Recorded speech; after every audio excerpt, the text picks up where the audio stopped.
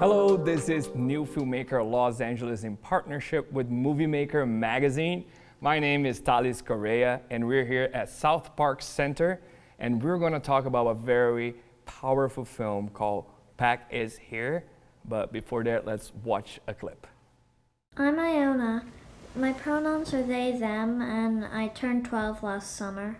I'm a tachnid. My friend thought of that for me. Before COVID, Mom wanted to do some more skating, so she joined derby, not expecting to actually play the sport, just wanting to skate around. And eventually I wanted to join too, so I did when I was old enough. My feelings were sort of like, I'm tired, and this is hard, but it's fun.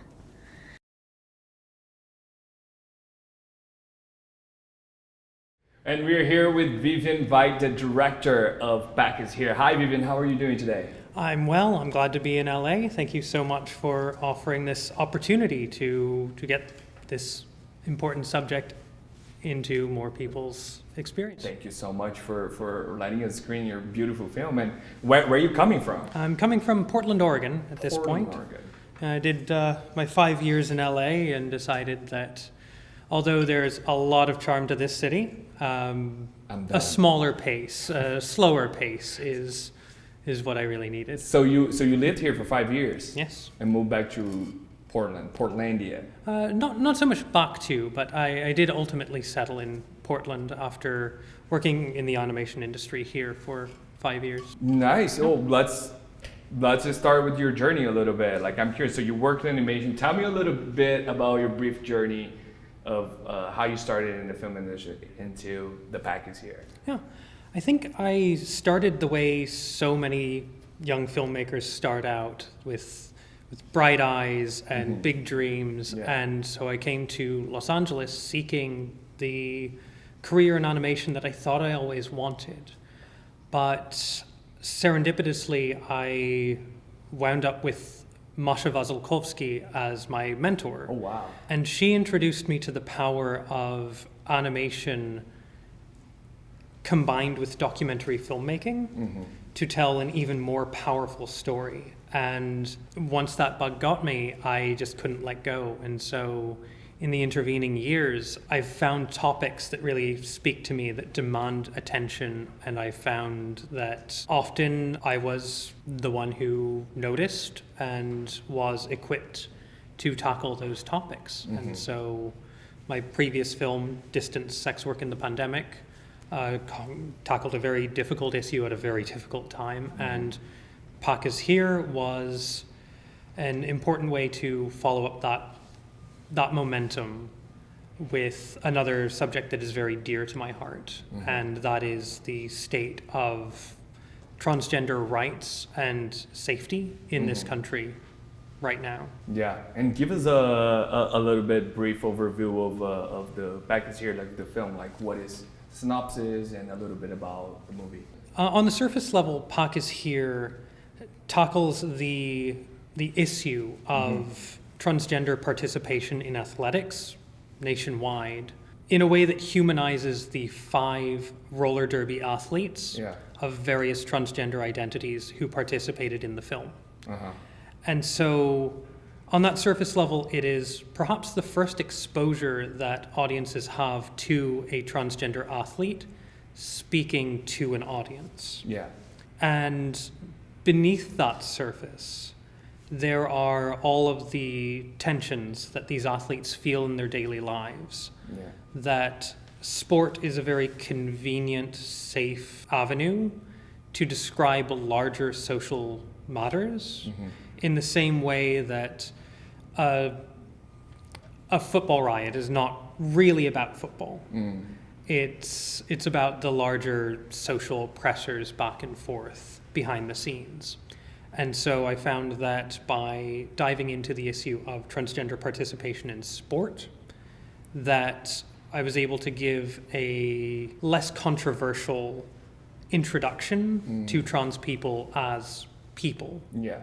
And something that I've found, whether it's in journalism or in documentary film, is that the more immediately difficult a subject seems, the more likely audiences are to reject that introduction. Yeah. Oh, I see what you So, mean. in the same way that someone who walks down a city street and looks away from a person who's unhoused on the sidewalk would probably look away from a film about an unhoused person. By presenting sport as the introduction, that's at least enough of a comfortable hook that audiences don't have to worry about that immediate discomfort. Yeah. And So it was more like a filmmaker strategy to introduce, to unveil the deeper topic within that subject. absolutely, because in documentary you learn very quickly that your subject is never the only aspect of the story. Rollerblading. They use a specific term on the film. It's called. It's roller derby. Here we go. Yes, it's, That's the one that I remember hearing there, like roller derby. yes, it's an increasingly popular sport. It's been around since the 1930s. Okay. And it was really pioneered as a women-forward full contact sport. And that turned into a level of sensationalism as it began to be televised. And then it kind of turned into an alternative to professional wrestling in the 70s and 80s. Yeah.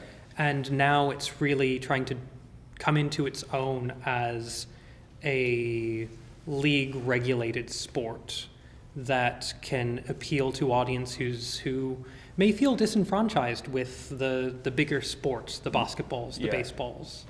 Tell us a little bit about what really is roller derby for folks like me who is completely unaware. I mean, I watched the movie, brilliantly shown, so after your film I know, but people who haven't watched yet, tell us, what is roller derby?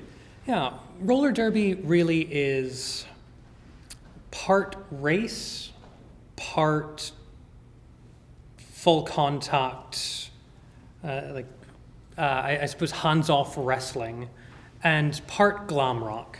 Okay. It's a subculture all its own. On wheels. All on wheels. Yeah. So it's a sport that comes out of a heritage of entertainment first, and then athletics as a developing aspect of what it has become since the 1930s. Yeah. And how is such a specific sport? How do you got in contact to it in order to wrap your film around it? I was very fortunate that my producer on my previous feature film was a roller derby player. Oh. And so I was able to get an introduction, thanks to their 12 years in the sport, to some key figures who would go on to introduce me to others. And access is always the first obstacle in a documentary film. Getting that introduction and growing it to a size that is sustainable for particularly a feature film is the first hurdle.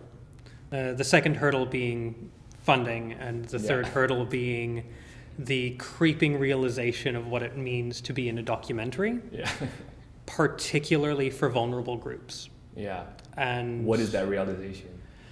Well, when making Pac is Here, the challenge that we had getting access was in the way that athletes who are very proud of their sport, they're very proud of their identities, but they would tell us, look, I love this idea, but I don't want death threats. I can't handle being a target any more than I already am just being out. Wow. And at this particular political moment, navigating that meant a limited spectrum of people who felt safest to speak up are represented. Yeah. And so we felt an added imperative to represent the voices that did not feel safe to speak up as best we could. Wow. Yeah, you even mentioned a little bit about the the safety of speaking up on the subject matter on the film itself, right? And another thing that you were able to pinpoint on that film that I thought it was interesting was the role play of religion in that community. There's some subjects that has, I wouldn't say the need, but like they have your own opinion to have their own religion and their right to pursue. Tell us a little bit about how the religion play on the context of the world of the film. Absolutely. So when it comes to the experience of these trans folks we are interviewing, many of them come from religious backgrounds. Mm-hmm. There's a cultural or even culture war assumption that trans people are diametrically opposed to the experience of religion. Mm-hmm. And we felt that it was important, and I particularly felt that was important to showcase in this film, because it's not the religion that is the problem.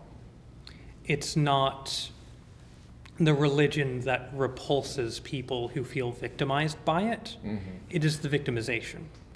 And so if we're going to see any kind of progress, any kind of mending of this gulf between trans people and religious people, particularly in the American Christian context, mm-hmm. we need to come together and speak to each other in a way that is open and truthful and without the biases and expectations that we bring in from our own sides. Mm-hmm. And so by featuring Aidan Key in this film and having him talk about his experience as a religious person who is also transgender, we were able to capture an experience that I fear audiences don't believe exists. Mm.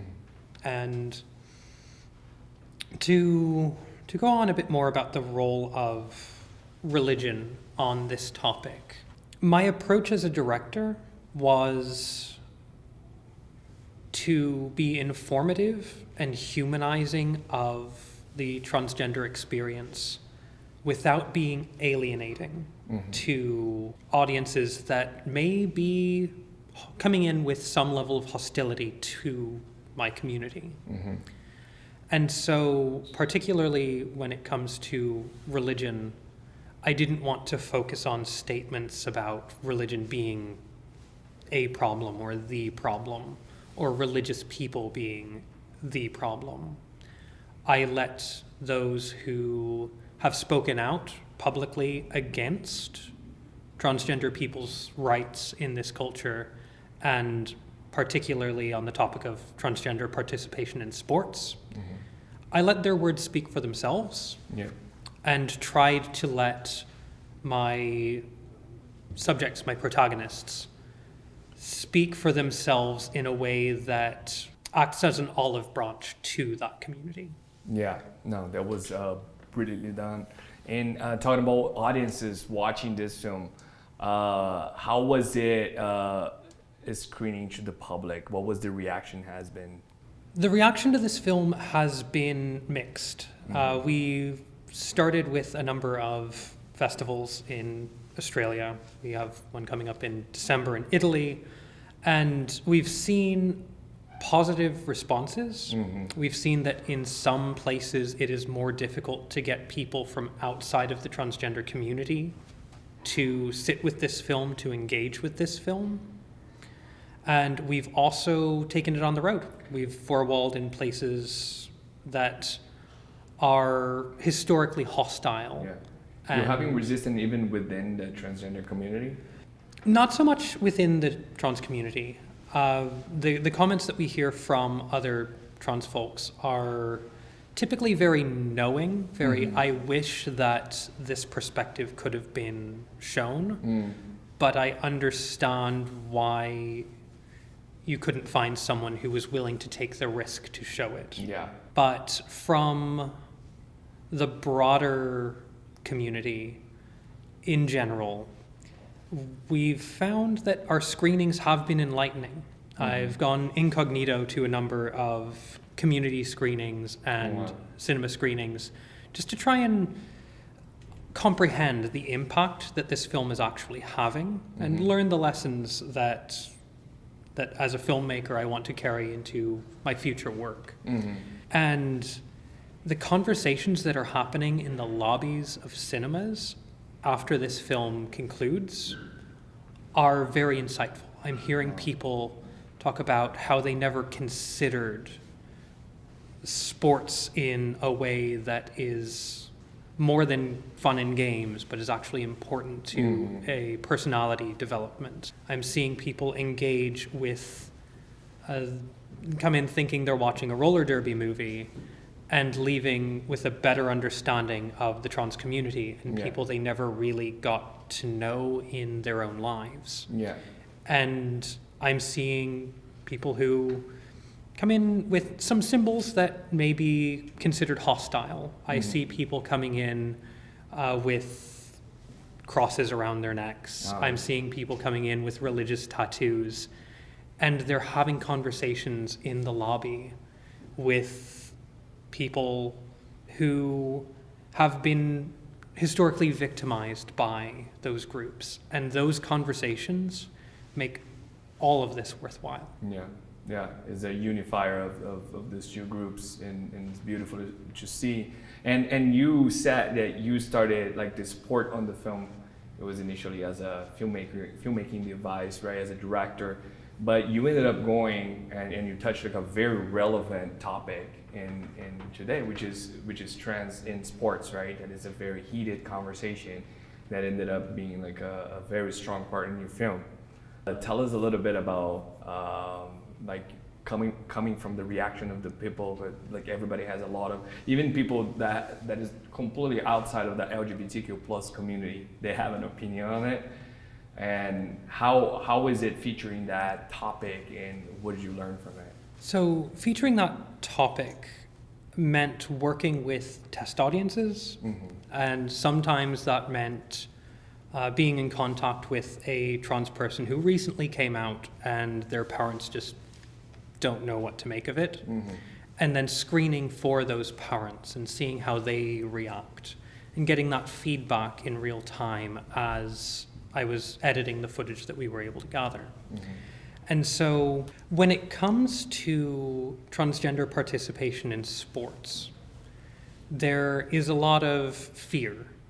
And I wanted to treat that fear with respect, understand that just saying that you shouldn't be afraid is not a solution to fear. And having had conversations with people who are just being introduced to this topic as I was editing it, I found that facts and figures didn't make a difference.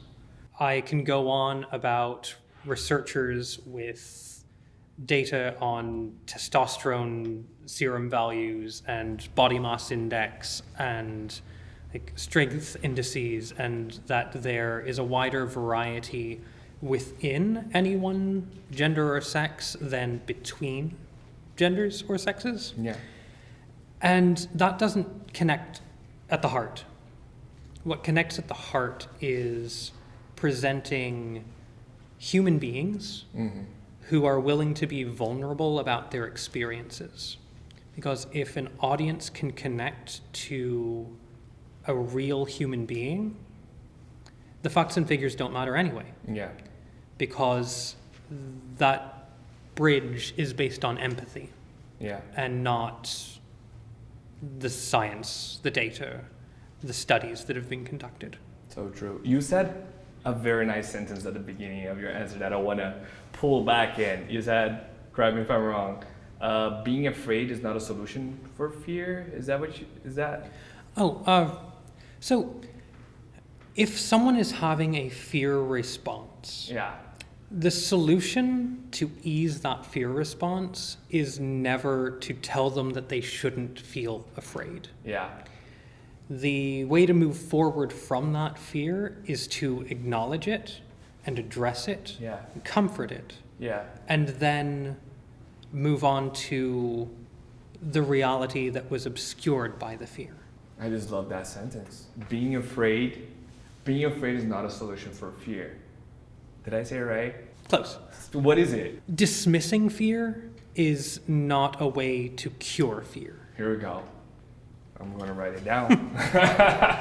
I love it. And as a filmmaker, what is next for you? What is in the works? What are you working next? I've decided after such a big project and another feature film before that, I want to do something smaller and more personal. And so I'm in the storyboarding phase of an animated short that looks at the memory of balkanization. Okay. And is really fueled by the anxieties that I see in myself and others around the current political divides in the United States and the lessons that can be learned from history in various regions around the world.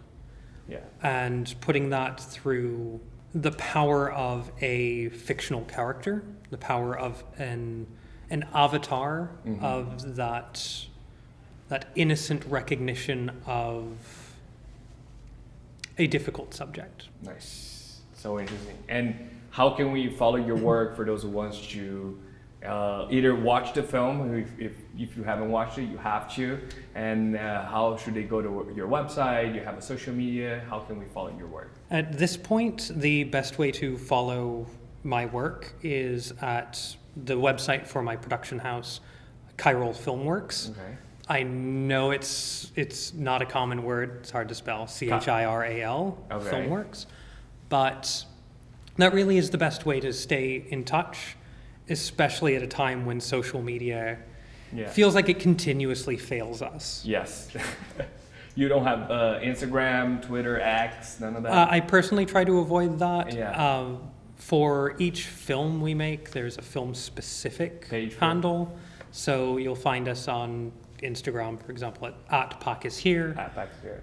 But by and large, those platforms, they've done a lot of harm in our society, and we're seeing a lot of the impacts of that harm, and I'm seeing people move away from those platforms. And so you don't can go keep there. up with me the old-fashioned way. Old-fashioned is the website. The website it is. All right. Vivian, thank you so much for being here with us. We're super excited about your film and appreciate all you've done and your conversation here with us. Thank you for putting on such a wonderful festival and for putting the spotlight on new filmmakers. Of course, thank you so much. This is Vivian, and we will sign off here. Thank you so much.